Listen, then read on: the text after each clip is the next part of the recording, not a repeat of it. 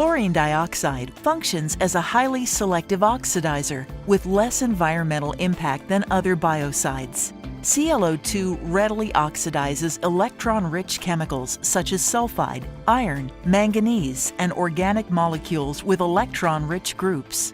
In this reaction, sulfide ion is reacting with ClO2 to form elemental sulfur, or in some instances, sulfate. Most notably, ClO2 oxidizes troublesome phenols to quinones. However, many organic molecules are less electron-rich and not easily oxidized by ClO2. Consequently, chlorine dioxide minimizes wasteful reactions with organic molecules, in contrast to more aggressive, less selective oxidizers. This conserves ClO2 for its intended disinfection purpose. The strength of a given chemical to act as an oxidizer is represented by the standard reduction potential, SRP, which is measured in volts. As shown in this table, chlorine dioxide has an SRP of 0.95 volts, which makes it a less aggressive oxidizer compared to many other common disinfectants used in water treatment applications, such as ozone at 2.07 volts and hypochlorous acid at 1.49 volts. In addition to its oxidative selectivity, chlorine dioxide has three more distinct advantages over chlorine as an oxidizing biocide.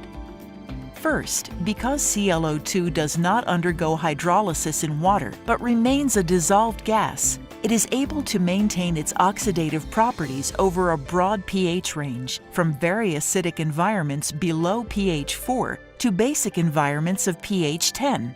Chlorine, on the other hand, has a narrow pH efficacy range and is a relatively ineffective antimicrobial in alkaline environments. Second, ClO2 is a 5-electron oxidizer and on a per-weight basis provides 2.6 times the oxidative capacity of chlorine. Third, ClO2 does not chlorinate organic molecules as does chlorine. Chlorine can react by addition or substitution reactions, which incorporates a chlorine atom into an organic compound. This leads to the formation of harmful chlorinated disinfection byproducts, such as trihalomethanes, THMs, chloroform, and dioxins. Compared to other oxidizing biocides, all these attributes make chlorine dioxide a very effective and efficient choice for disinfection. Disinfection contact time is generally shorter.